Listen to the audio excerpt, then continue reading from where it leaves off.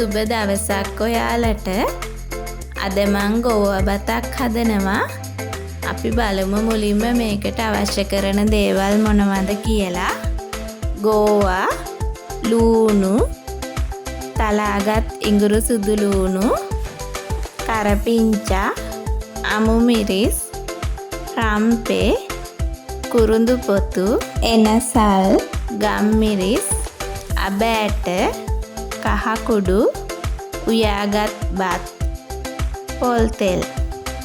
තෙල් ටිකක් ලිපේ තියලා ඒකට අබ ඇටයි තලාගත් ඉඟුරු සුදු ලූණු ටිකයි එකතු කරලා බැද ගන්නවා.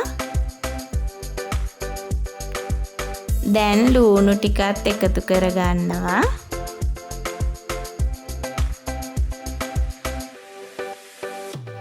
මේ ටික ටිකක් බැදෙද්දී අමු මිරිස්, එනසල්, කරපිංචා, රම්පේ, කුරුඳු පොතු ටික එකතු කරලා මේ සේරම ටික හොඳින් කවලම් කරගන්නවා.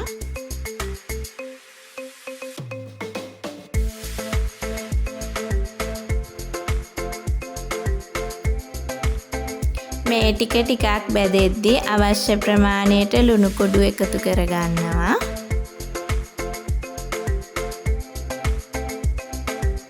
කහ කුඩු ටිකකුත් එකතු කරලා ගෝවා ටික එකතු කරගෙන හොඳින් කවලම් කරගන්නවා.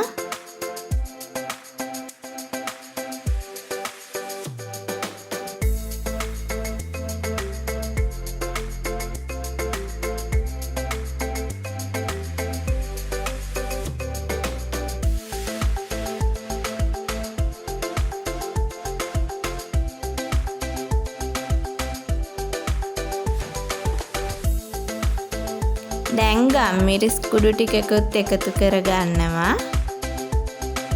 මේ ටික හොඳින් කවලම් කරගෙන බත් ටික එකතු කරගන්නවා.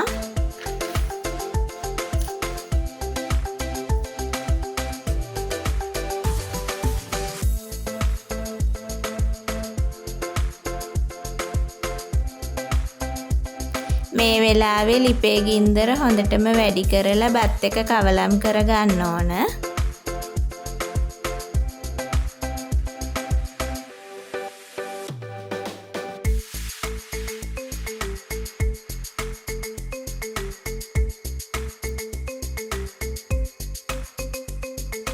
මං මේ විදියට තමයි හදාගත්ත ගෝවා බත පිළිගැන්නුවේ.